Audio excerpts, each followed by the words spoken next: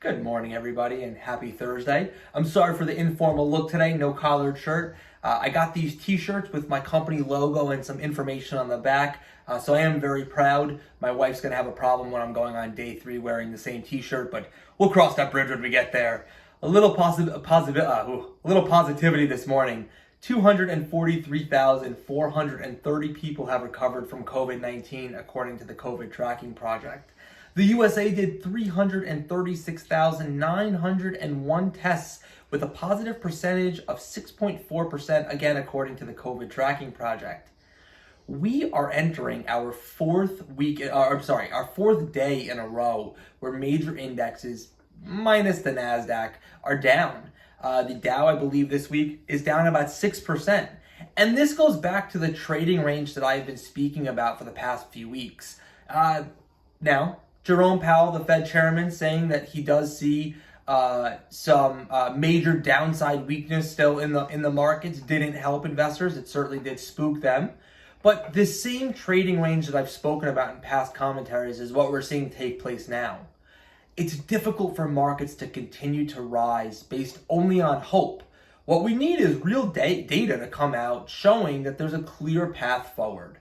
Whether that data is a breakthrough in a virus treatment through some sort of antiviral or therapeutic or a vaccine itself, or a drastic decrease in case numbers, or a mixture of both, it has to be coupled with a safe and orderly opening of various states' economies. These are all things that are complicated, and they just cannot be ripped off like a Band-Aid a la Seinfeld.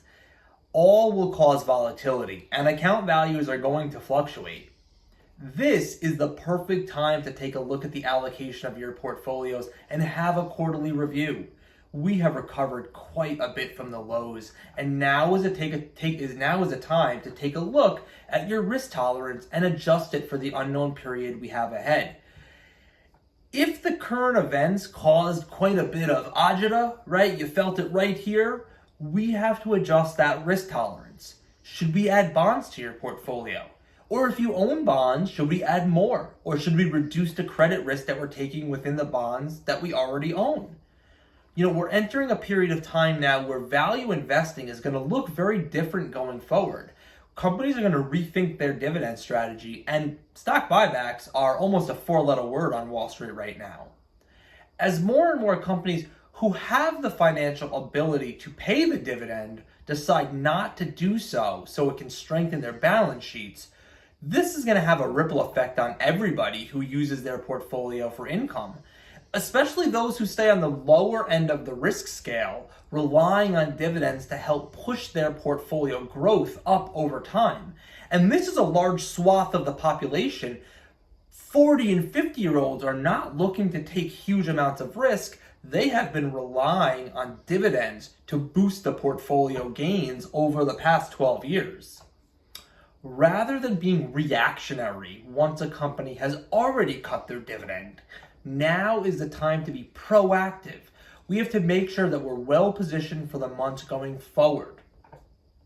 I know this is not the ideal situation for portfolio reviews, and technology's annoying, Zoom and GoToMeeting and all these things. I know, it's a pain in the neck.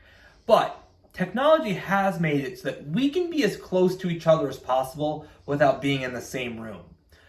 I do miss dearly being in everybody's kitchens and living rooms. There is a sense of being a part of the family when you're like that, and I love that. But through the use of video, I can share my computer screen with you. We can go over the existing portfolio, but more importantly, we can discuss the changes that might suit your risk tolerance a little bit better. We've heard it before, but Mike Tyson said it best. Everybody has a plan until they get punched in the face. COVID-19 was that punch, right? But we didn't get knocked down. Now is the time to adjust our plan and win, right? This doesn't mean changes for the sake of changes, but for some, adding bonds. And for some, changing the bonds that you own makes sense. Use the link in the body of this YouTube video, as well as in my email signature or on my website under Book Your Appointment. Take advantage, use my online calendar management system. You'll automatically be emailed a confirmation of the appointment, as well as video chat instructions. You do not need to have your video on, so pajamas are always welcome. But using this time to make sure you're reviewing the portfolio is paramount. I'd also like to extend this to all of your children. Gen X and millennials have been given a gift at this moment. The economic turmoil that we have sets them up to take advantage to create a financial plan. Take control of your finances. So many people last year had told me that they were too young to be thinking about a financial plan, or that the market was going to keep going up. But most people don't realize that thinking about how you're going to pay to send your children to summer camp is the same as thinking about how you're going to retire.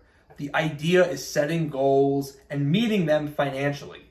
Everything comes down to cash flow management, and taking control. Financial planning can run people between $750 to $2,000. I'm extending this service for my clients' children for free, right? I love my clients. I love all of you dearly. And this is a way I can use my skill set to help the people that need the help the most. So use the link I mentioned above and let's take control. Have a great Thursday, everybody, and I will see you tomorrow. Have a good day.